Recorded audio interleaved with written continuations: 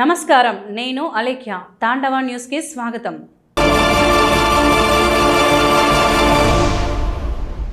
కాకినాడ జిల్లా తుని నియోజకవర్గంలో మత సామరస్యాన్ని, సామాజిక చైతన్యాన్ని పెంపొందించే దిశగా శ్రీ విశ్వవిజ్ఞాన ఆధ్యాత్మిక పీఠం ఆధ్వర్యంలో బ్రహ్మశ్రీ కహేనే షావలి సద్గురు 29వ దర్గా వార్షిక ఆధ్యాత్మిక మహాసభ ఘనంగా నిర్వహించారు. ఈ సందర్భంగా పీఠాధిపతి ఉమర్ అలీషా మానవతా విలువల ప్రాముఖ్యతను వివరించారు. తుని పట్టణంలో స్థానిక డ్రైవర్స్ కాలనీలో శ్రీ విశ్వవిజ్ఞాన ఆధ్యాత్మిక పీఠం ఆధ్వర్యంలో బ్రహ్మశ్రీ కహేనే షావలి సద్గురు 29వ దర్గా వార్షిక ఆధ్యాత్మిక మహాసభ భక్తి శ్రద్ధల మధ్య జరిగింది. కార్యక్రమంలో పాల్గొన్న పీఠాధిపతి ఉమర్ అలీషా మాట్లాడుతూ విద్య, వైజ్ఞానిక, సాంకేతిక రంగాల్లో మనిషి ఎంతో పురోగతి సాధించినప్పటికీ మానసిక ఒత్తిడితో నిస్పృహలు పెరుగుతున్నాయని పేర్కొన్నారు. మతాలన్నీ మానవత్వాన్ని బోధిస్తాయని, మానవత్వమే మతం, మానవత్వమే జయం అనే సిద్ధాంతంతో పీఠం పనిచేస్తుందని తెలిపారు. సర్వమత సమ్మతమైన ఈశ్వర ఏకత్వ తత్వాన్ని ప్రజల్లో ప్రబోధించడమే తమ ప్రధాన ఉద్దేశమని ఉమర్ అలీషా అన్నారు.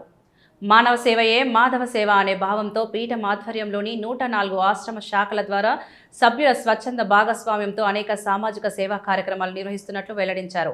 అనంతరం పీఠాధిపతుల ఆశీర్వాదాలతో భక్తులకు దుస్తులు, కుట్టు మిషన్లు పంపిణీ చేయగా పక్షులకు వరికొచ్చులు మరియు తీర్థప్రసాదాలు పంపిణీ చేశారు.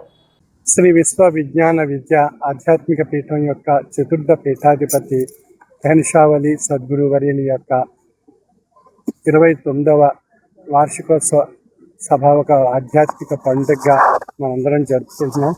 ఈ ఆధ్యాత్మిక పండుగ యొక్క ముఖ్య ఉద్దేశము జాతి, కుల, మత, స్త్రీ, పురుష, ధనిక, పేద అనే వ్యత్యాసం లేకుండా సర్వమత సమ్మతమైనటువంటి ఆధ్యాత్మిక తత్వాన్ని మనం అందరం పొంది మన జీవన వ్యవస్థలో అన్వయించుకొని మనందరం కూడా ప్రేమ, శాంతి, సృహద్భావము, సమైక్యత, సమభావంతో మనందరం కూడా జీవన మనుగడ సాగించగలిగినట్లయితే మనందరిలో కూడా ఆ భగవతత్వం తెలియబడుతుంది.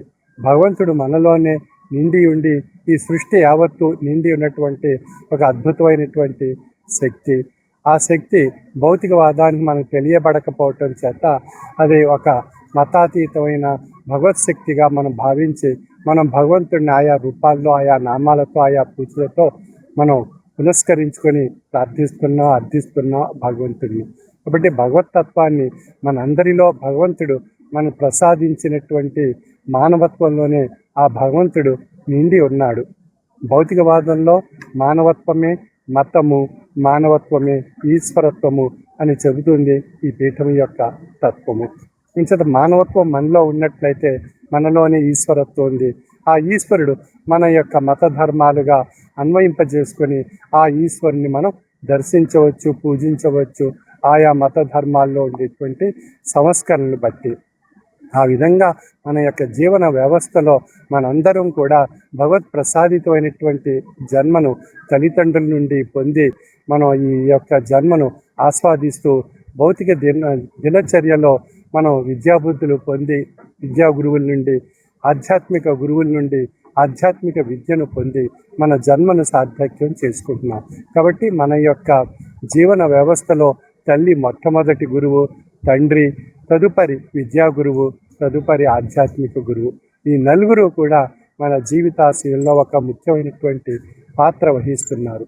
ఆ విధంగా ఆ యొక్క ఆధ్యాత్మిక తత్వాన్ని ఆయా మతాల్లో ఆయా మత ప్రతినిధులు ఈరోజు అంతా సమావేశమై వారి వారి మత ధర్మాల్లో ఉండేటువంటి ఆధ్యాత్మిక శాంతి సూత్రాలను మనందరికీ ప్రసాదించి మనలో మానవత్వాన్ని మేలుకొల్పడానికి ఇది ఒక చక్కని ఆధ్యాత్మిక పండుగ చతుర్థ పీఠాధిపతి వారి వార్షికోత్సవము.